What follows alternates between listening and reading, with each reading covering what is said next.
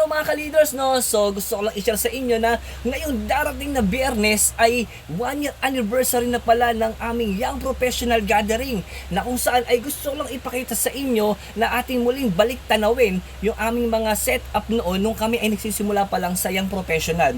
Noon kami lang ng mga leaders na sa church na medyo matured na at hindi na makasabay sa kulit ng mga youth namin. So bilang isa sa mga leaders ng church ay pray to God na, Lord, paano ba namin mamimit yung mga pangangailangan ng aming mga youth at the same time yung mga nagtatrabaho na youth.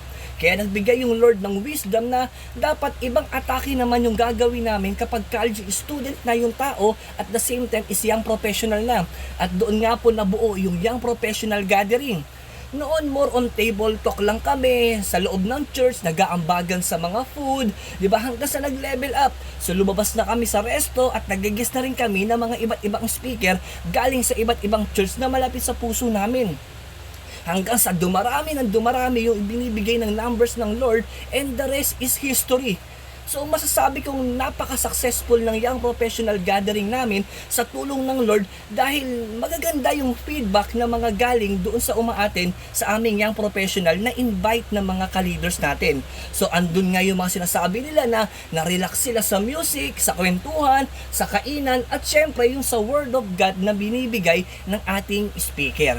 So NLB or no longer bound, yan po yung theme ng aming Young Professional.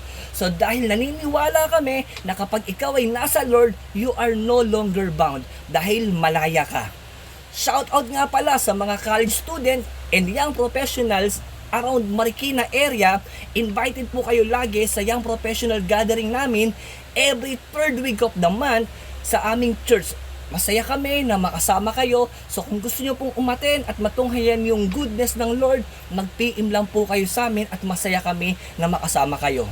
Maraming salamat po and God bless.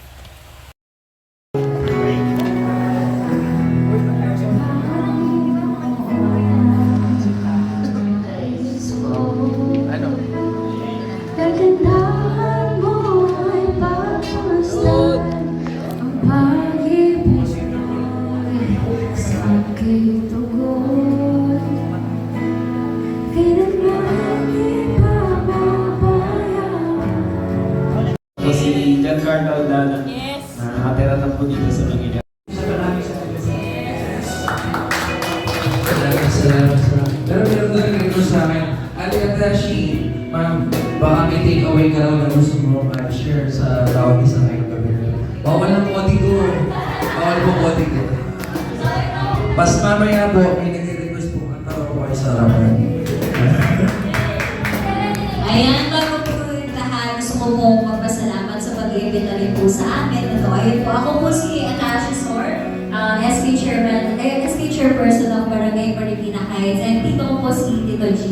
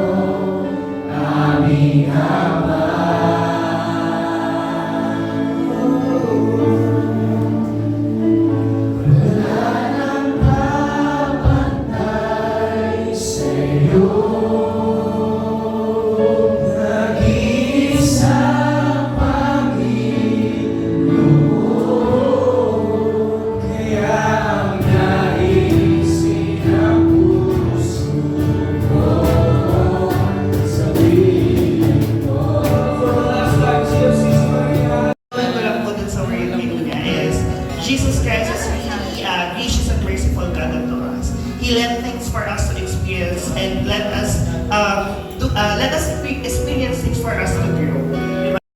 Some of you po, nakakilala na rin po sa akin, mga nagpapaprint, yan.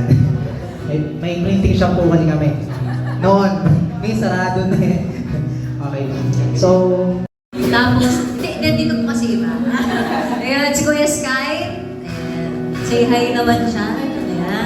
Nahiya. Ayun, and then si ate siya bigay nasa dulo. Okay, maraming salamat po sa pagpunta dito. No? Siyempre, pinaghandaan po to ng leader. So maraming salamat po sa lahat. you have led me through the fire, in darkest night. You were close like no other. I know you as a father. I know you as a friend. I have faith, the goodness of God. Can we raise up our hands as we praise the Lord? And all my life you have been faithful. And all my life you have been so good. You have been so good. With every breath that I am able, I will sing in the goodness of God. Once again, in all my life, and all my life you have been faithful. Yes, Lord. And all my life you have been so good. With every breath that I am able, I will sing of the goodness of God. Your goodness is running after me. Your goodness is running after me. When my life laid down, I surrender now. I give you everything. 'Cause your goodness is running after me. Once again, what's your goodness? Your goodness is running after me. Your goodness is running after me. When my life laid down, I surrender now. I give you everything. Your goodness is running after me. Po si Sophia po. Nice to meet you po sa lahat. Ang take ko lang po this night is keep on moving po forward and tuloy-tuloy lang po sa pag-transition po natin kung sino po tayo kasi po kada walk naman po natin is kasama po natin si God kagaya po din sabi ko kanina ni Pastor. Hindi po tayo mapabayaan ng Lord. Lagi lang po natin isipin na we're not alone. Kasama po natin siya sa loob po natin. Sayang ang ating pagmamahalan. Nilimutan ang nakaraan. To try this time with God. Can we all close our eyes? And let us pray. If you want, kung gusto mo lang, walang pilitan ito. Again, walang pilitan. Kung gusto mo lang to try this time again with the Lord, just repeat this prayer with your words, with your mouth, pero nagagaling sa puso. Sabihin mo, this time, tonight, sabihin mo, Lord Jesus, thank you for allowing me to experience your word and your love for this night. Speak these words. I open my heart to you. Thank you for your promise that you will not leave me, that you will not abandon me, and your love is always available available for me. Say these words, Lord Jesus, come into my heart. Be my Lord and Savior. Change me, cultivate me as the person you want me to be. Thank you. Let me pray for you. Father in heaven, thank you so much for Lord, I pray for all the students, young professionals, business people, and all the leaders here who gather. Thank you for the time that you have given us. Thank you for the opportunity, the experience from your word, to reflect from your word. Lord, I pray, as we hear for tonight, that you will not abandon us, you will not forsake us, that your love is always available for us. I pray that every one of us will experience this as we go on to that transition from being a student to a young professional. Father, I pray, samahan mo ang bawat and let your love always surround us.